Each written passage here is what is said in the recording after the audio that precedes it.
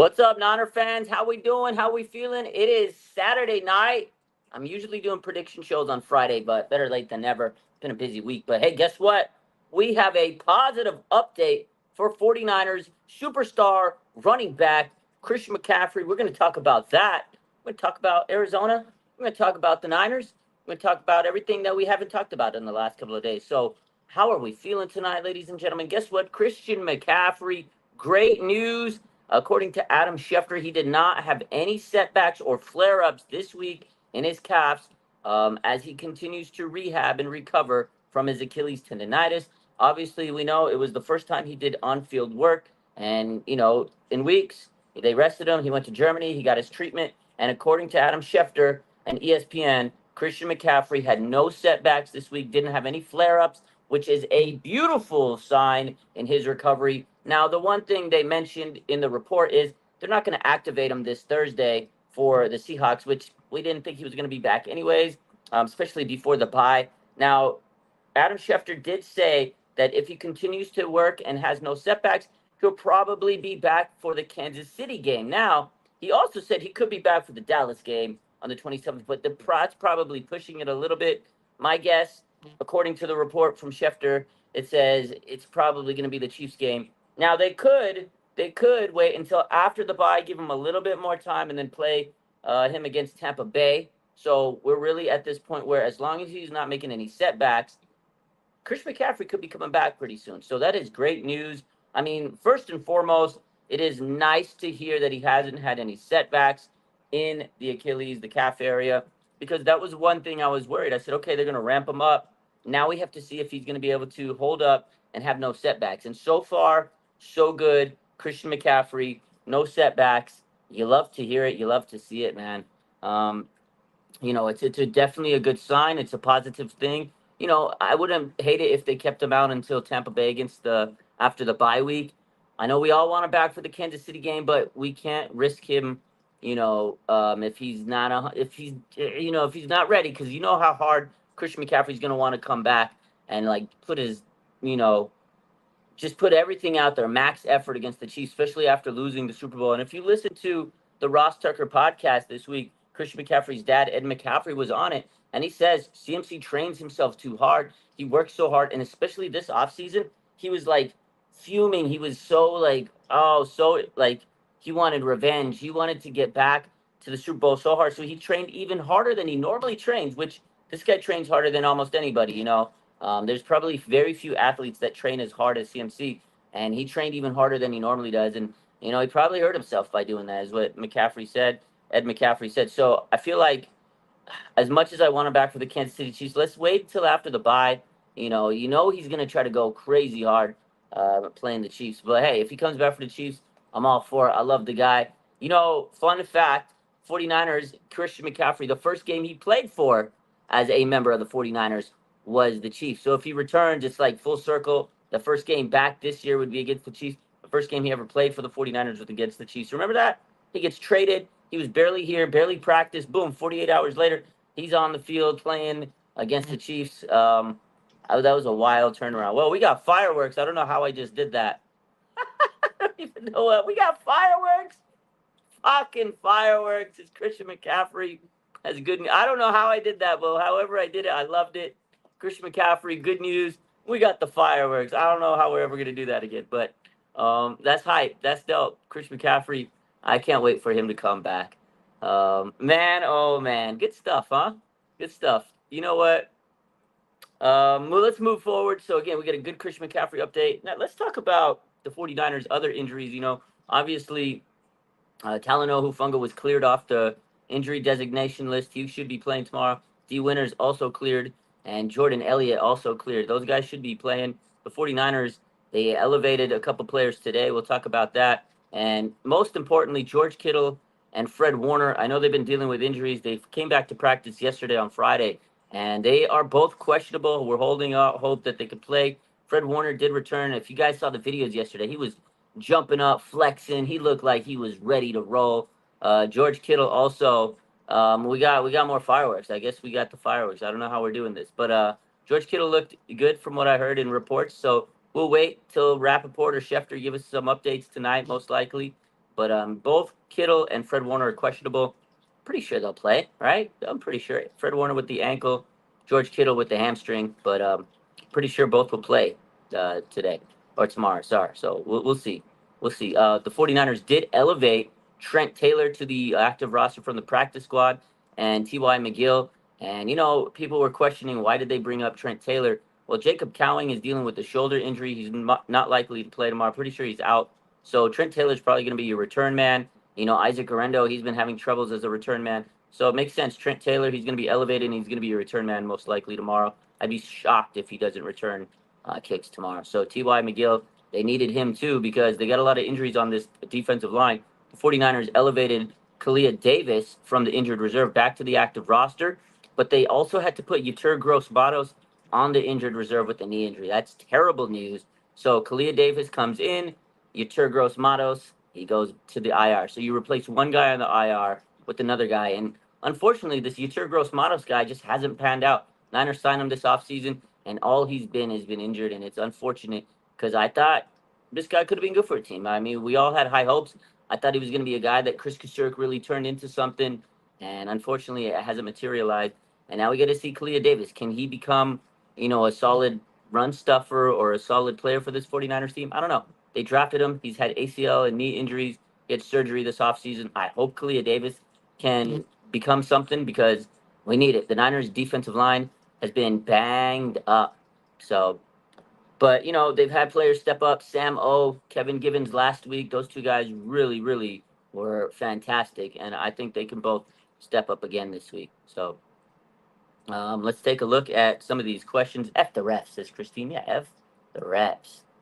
As we know, 49ers did not call up Ricky Pearsall this week. I thought they would, but Kyle said, he's close. Not just yet. We'll getting close to that. So, I felt this was going to be the game that Ricky Pearsall would come back to, but can't rush him. He got shot in the chest. It is what it is. A couple other notes for this game. This is supposed to be the hottest game in Levi Stadium history. It's supposed to be 95 degrees at kickoff. I saw a lot of people commenting yesterday, oh, it's not that hot. It's hot. If you live out here in the Bay, 95 degrees is blistering because it's a dry, just scorching summer heat that just pierces your body. And it's tough because you're in the stands, the heat is just soaking on you, and you're high and you can drink water. But I've had a lot of people I know go to games, got heat stroke or they pass out. It's tough. You got to stay hydrated. I remember one time I went to a game last year, hot summer game. I think I went to the game where it was 88, 89, 90 degrees. It's pretty hot for a football game. After the game, I was exhausted. I think I might have almost had a heat stroke. I drank a lot of water, but it's gonna be hot. Hopefully these players can stay hydrated and not pass out, whatever the case is. It's hot, man. And the 49ers tried to wear all white. They asked the league, can we wear the white jersey? And they didn't approve it. Y'all saw the report yesterday. That was kind of stupid, in my opinion, that they weren't allowed to wear white jerseys when I'm sure if the Chiefs were to ask, can we wear white jerseys? They'd say, yeah, you can wear white everything, guys. It don't matter. You guys are the Chiefs. But the 49ers have to wear their red throwback jerseys with their white pants in order to wear some type of white. So Kyle, as we know yesterday, when the media asked him about it, he says, yeah, next year we're going to have to fill out our schedule earlier and notify the league, and we'll probably wear all white throughout the month of October. Like I said, you can't predict the weather. Kyle's not a weatherman. He's a head coach. We're not weather people. We don't know. You can't predict the weather in October. You can't predict it. And the schedule comes out, what, in May? You think in May you're supposed to be able to tell how the weather's going to be in October? I thought that was silly, but hey, the 49ers got denied. Wouldn't be the first time the 49ers got denied because of the league hating on them, but hey, it is what it is. 49ers will wear their red throwback jerseys tomorrow with the white pants. I mean, it's a dope jersey. It looks clean, but they wanted to wear all white, man. Why you gotta do that to the Niners? So they bow down to the Chiefs, said Christine. Yep. Victor says, are the Cardinals going to use their white anyway? Actually, I'm not sure if the Cardinals are going to wear all white, but I would guess they were because the 49ers are still going to wear red on top. They're going to wear the red throwback. So I'm pretty sure Cardinals are going to be wearing white jerseys, all white. I'm sure they could have changed it if the 49ers said, hey, we're going to wear all white. You guys could wear red, whatever the case is. But the league says that's not the rules. You have to let us know ahead of the season to set jersey schedule. Why? It's hot as hell out there. Let them change their jerseys. I don't think it's that big of a deal, but apparently the NFL does. But it's going to be a hot one. you're going to the game, please stay hydrated. Drink a lot of water. That's what I plan on doing tomorrow. I will be at this hot game, and I hope to drink tons of water. So I might just pour water on myself, like, oh, pour water all over me, because it's going to be hot. Julia says the home team should be able to decide what jerseys they will wear no matter what weekend. I agree. The Niners, if they're the home team, should be able to dictate. I feel like any team should be able to dictate it. Like, let's say it's like a special game, and you're like, man, we got to really honor something that's going on out like last minute, and boom, you wear like a throwback or just like an homage type jersey. I feel like home teams should dictate what they could wear. I don't think it's that big of a deal. I really, honestly, I don't know why. If anybody knows why, because I wasn't here for part of the day, so I wasn't like able to research yesterday. If you guys found out a reason why the NFL specifically says that they can't do that, like I know the rule is you have to announce it before the season starts or whatever, but do you know why? I don't know why. It's kind of stupid. Non-football related. The Rock is back. Julia says, "Yeah, I was watching today. CM Punk, Drew McIntyre put on a banger. One of the best Hell in the Cell matches you've probably ever seen in a long time. Good match. The rest of the card was that Bloodline match was worth the ending. It was good. But anyways, back to the Niners, 49ers, Cardinals. I think the Niners are going to blow them out of the water. They should cover the 8-point spread. The 49ers, again, 8-point favorite at home, Levi Stadium in the blistering sun. I mean, I'm not going to sleep on Kyler Murray and Marvin Harrison Jr. They're a team that could explode on offense at any time, but they're a competitive team, but they just can't figure out how to win games. They got blown out of the water by the Washington Commanders last week. Defense has, been up and down. They can score. Terry McBride, great tight end. He's questionable. So I don't know if he's going to play. But if he does, this is going to be the best tight end the 49ers have had to go up against. They got James Conner. He's really good. And we all know Hufanga and Conner. We got some unfinished business to do. So look for Talanoa Hufanga to kind of maybe hit him a little bit, a couple times down in the trenches there. So I'm excited for this one. I think the Cardinals are going to try to, play their heads off. It's a divisional game, backs against the wall. They're going to be desperate. Last time the Niners played a division game with the team backs against the wall is the Rams. We know how that went. So I'm not going to sit here and say it's going to be easy because these division games are never easy. But I think the 49ers should be able to cover the 8 points. You got to realize the Cardinals are very bad against the pass. Their pass rush is 30th in the league. They're 32nd in opposing teams' completion percentage. 32nd, that's worse than the league, 78.9. So Brock Purdy should have a field day. Jawan Jennings, Debo Samuel, and Brandon Ayuk, I think, are going to go crazy. I really feel like this might be the game that Brandon Ayuk finally goes crazy. I know I've said that last week. I just feel like after last week's game, Brandon Ayuk played a really good game. He stepped up, made some big catches, and I think the confidence was there. I feel like this is the week BA goes wild. He earns that $30 million paycheck for this week. I think he's going to have a tutty, 100 yards, but, Juwan Jennings is still going to get his. I think Jordan Mason is going to continue to go at a high pace.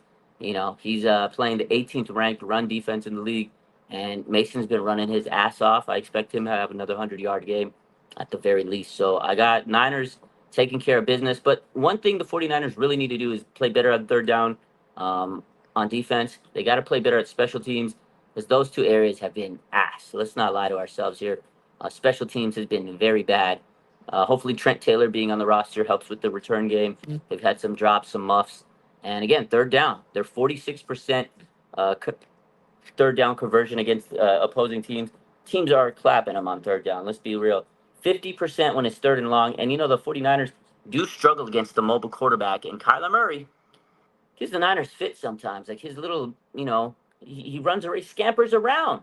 It's like a toddler with a big baby on, with a big diaper on, and he's just running around and you can't stop him. So hopefully Nick Bosa crushes him. Again, it's not going to be easy to stop Kyler because for whatever reason the Niners have a hard time stopping these mobile quarterbacks. Last week's defensive effort was much better than the last couple of weeks, but they played the Patriots. They're not really that great. So we'll see. This is a different matchup against a better quarterback. And, hopefully they can continue to dial it up and bring the pressure. And Nick Bosa can take care of business. And, these other defensive linemen can step up. Sam O, Kevin Givens, et cetera, et cetera. Malik Collins, he played really good last week. So they got to continue to stop the run. They got to continue to get pressure on Kyler and not allow him to beat him with his feet. So if all that happens, I think the secondary is going to be able to plug him and stop him, for the most part. But it is going to be a tough matchup because Um, if Terry McBride doesn't play again, like he said, he's questionable. You got Marvin Harrison Jr., and this is the best rookie receiver in the league by far. This guy's so good. Man, he's gonna be a tough matchup. He's gonna give the Niners fits for a long time. And I remember the last time the Cardinals had a great receiver for many years.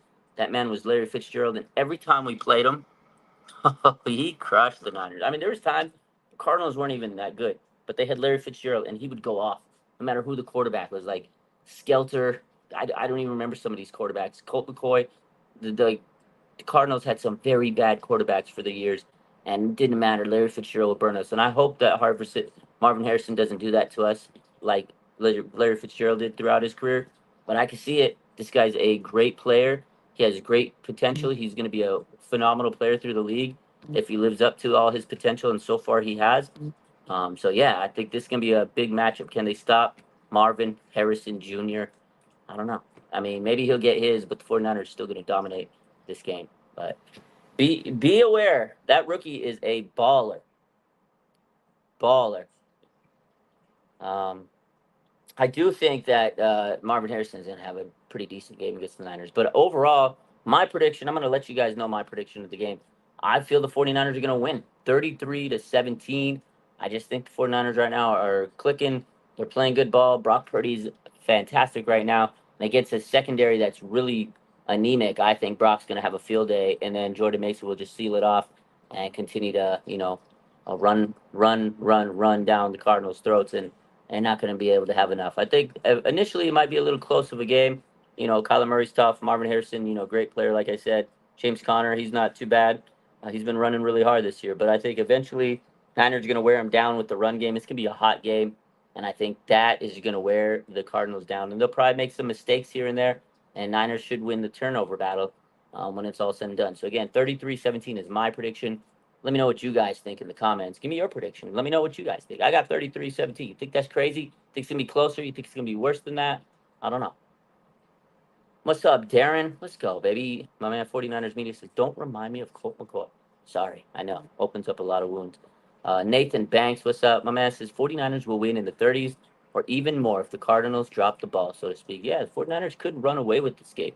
Last week, Cardinals, they lost the game to the Commanders where it just got away from them. And that's the thing. Cardinals are a tough team. They're not an easy opponent. They're very competitive. They can score a lot of points. We've seen them do that this year. But I just feel like they're still young. They're still trying to figure out their identity. New coach, and they're trying to put everything together. So I still think that they're going to lose a lot of games early on until they figure out, what their true identity is on both sides of the ball. Again, not going to be it's not going to be an easy matchup because it is a division game. But I just have this feeling like the Niners are going to get on a roll. I feel like the atmosphere, the kind of the vibe is a little bit better this week than it has been over the last couple of weeks. And especially coming off a win, you want to build that momentum, And again, they can't be looking ahead. They can't, be looking ahead to Thursday night. They do have a big matchup against Seattle after this game. But I think the Niners are going to be ready, and I think they're going to come out prepared and just go out there and smash it up. So let's see. Let's take a look at some of your guys' comments. EB says 49ers 34, Cards 10. Oh, 34-10. That's a beatdown. So Renee says 30-10 Niners. Okay, look at that. Leon Sandcastle says, I heard that Ronaldo was locking down top receivers in college. Was Harrison Jr. one of them? I believe he did match up against him. I think he did go up one-on-one. Or no, it was Malik Neighbors. Sorry. I don't remember him matching up. I'd have to go back. But I do remember Ronaldo Green and Malik Neighbors because LSU FSU matchup, and Ronaldo Green got the best of Malik Neighbors, who's tearing it up, by the way, this year. I mean, I know I said Marvin Harrison Jr. is probably the best rookie receiver, but hey, shout out to Malik Neighbors. He's tearing it up, too. Those two guys are both phenomenally gifted players. So Ronaldo Green did lock him up, though, in college. Check the tape. Unknown says 31-24 Niners. Victor. California Man says 37-10 49ers. Woo! I love it. I like that prediction. I like 37-10. Now, we're all predicting a pretty big beatdown of the Cardinals. Now, you know what that means. It's probably going to be a close game. Victor says Cardinals, Seahawks, Chiefs, Cowboys, the next 4 games before the bye week. I would like to see them win at least 2 of the games, maybe even 3 of those 4. Yeah, 2 to 3 of those would be ideal. You don't want them losing most of those games. You want to go into the bye week with a pretty good winning record. And I think we all are on the same page. Hopefully, the 49ers can at least win the Cardinals Seahawks, because those are division games. You need to see those wins. And then hopefully you can beat the Cowboys, because we hate the Cowboys. I would love to beat the Chiefs, but if they lose one of those games it's the Chiefs, it's not the end of the world, because it's not an NFC matchup, and it's not a division game. But for the love of God, I want to see them beat the Chiefs, because I can't stand it. Every time they've played the Chiefs in the last couple of times, it's been, I'm not even gonna sit here and we already know. We already know. But Cowboys, it's always fun beating them. So, um, Retro Gamer says my prediction is 28-20. I think due to the heat, it might be a closer game. Definitely a fair take. I think it could be a very tough game because of the heat. I think teams are going to be, fatigued as this game goes on. It's a tough game. The heat definitely makes things a little bit more difficult out there. RF Gang says 35-17 Niners. Retro Kramer says, Sam, I can't stand the Chiefs or the Cowboys. Yeah, we're on the same page. Unknown says, when is Greenlock coming back? Uh, he says, Greenlock, when is Greenlock coming back? Apparently, according to the reports, sometime in mid-season. We don't have an exact date, but the 49ers don't want to rush him. Maybe after the bye week, but they don't have an exact time frame of return for Dre Greenlock. So, Christine Workman says 44-17 Niners. Woo! Beatdown. I hope it's that bad of a beatdown. That would be great. I just want to see the Niners win. And more importantly, I want to see the Niners have no injuries this week. I really hope they can come out of this game without any injuries, not a single one, because they got a quick turnaround and they have to play on Thursday night against the Seattle Seahawks. They're going to Seattle, and we all know how that goes. You have a short week. You can't afford anything in terms of injuries. You can't risk getting banged up, because then the short week, if you're playing limped up, banged up, you have a higher risk of getting hurt on that Thursday night game. So hopefully the 49ers can get to these next two games without injuries, and then they get 10 days to rest before they play the Cowboys. So this is a crucial stretch of games, guys, and I really, really, really hope that the 49ers can stay healthy and just avoid a major injury coming up. So again, 2 games, 4 days. That's brutal when you got to do that. So and Seahawks got to do, you know, um, they played Monday night, and now they're playing Sunday, and then boom, they got to play that Thursday night game. So both teams, it's not easy for them. So hopefully there's no injuries on either side of the ball for either team, and we can make it unscathed and get the dub, so we can be prepped for Seattle. So Christine, yeah, can't wait for Greenlaw to come back. Retro says, yeah, the short week sucks. It really does, man. I hate it. Agree, no injuries. Yeah, let's hope that that goes on. So definitely, well, I think we're all on the same page. Niners should come out guns blazing. I think the fireworks are going to be there for the 49ers. Brock Purdy should have a fantastic game against a pretty bad pass defense team with the Cardinals. And one of the cool things of this game is Patrick Willis will be honored at halftime for the Hall of Fame Ring of Excellence. So they're going to be honoring Patrick Willis. It's pretty dope. I met Patrick Willis this week. What a guy. Let me tell you guys. Did my show with him at the Plex. Still working on getting, all the content up and stuff. But let me tell you, man, Patrick Willis is such a guy. He's such a nice guy. They say he's a humble guy, humble but hungry, and you always hear that stuff, but it's so true. Like, this guy would sit there and give you the shirt off his back if you needed it. Like, this guy would sit there and he would have talked to me for hours, but I was the one to say, yo, you got better things to do than being here. But he was so nice with his time, and I'm so happy to be able to say he played for the Niners. I'm so happy to say I met him and had the pleasure of talking to him for a while, extended period of time. And congrats to Patrick Willis for all his accomplishments and the fact that he's going to be entering. I mean, he already did get entered to the Hall of Fame, but now the Ring of Excellence. So that's going to be cool to see. Patrick Willis is the man, and nothing but love for him. He's such an inspiration. So pretty dope, man. Pretty dope. He is a fantastic guy, even better, human being, and especially in real life. Like, you've seen all the videos. Again, you've seen all the stuff. People say, "Oh, Patrick's good," but when you actually sit down and get to meet this guy and chop it up, dude, is so nice, and he's just like, he's so genuine. So yeah, appreciate Patrick if he's watching this, or if he watches this down the line, because I know he tunes in and everything. So appreciate you, Ben. You are absolutely the man. And one thing he said was so cool. He was like, I hope I left a mark on the game. That's what he said when he first came into the league. like his biggest dream was just to leave a mark. He said if one person, like one fan, one person just remembered his name or one person had his jersey, he felt like he would have made it. I was like, do you know how many people have your jersey? Do you know how many people remember your name? I said, you left such a mark on this game that you're unbelievable. So it was cool to be able to tell him, he reached his goal. He was super happy to hear that. So, yeah, dope stuff. Patrick's the man. Off topic, I know, but it is still kind of on topic because he will be honored at the game. Another off topic question from Renee says, do you watch baseball? I used to love baseball. I don't know. I kind of lost interest in it, but I do watch the playoffs. I got the playoffs on deck, and I watch the playoffs, but I don't know. I used to love baseball growing up. I played baseball, second base extraordinaire, but I don't know. Just can't watch baseball anymore. I fall asleep. I'm old. When you start getting to a certain age, can't watch. I could go to a game, watch it live. If it's on the TV, this will be me. Oh, we're in the ninth inning already? Oh, what did I miss? Oh, I missed the whole game? Shit.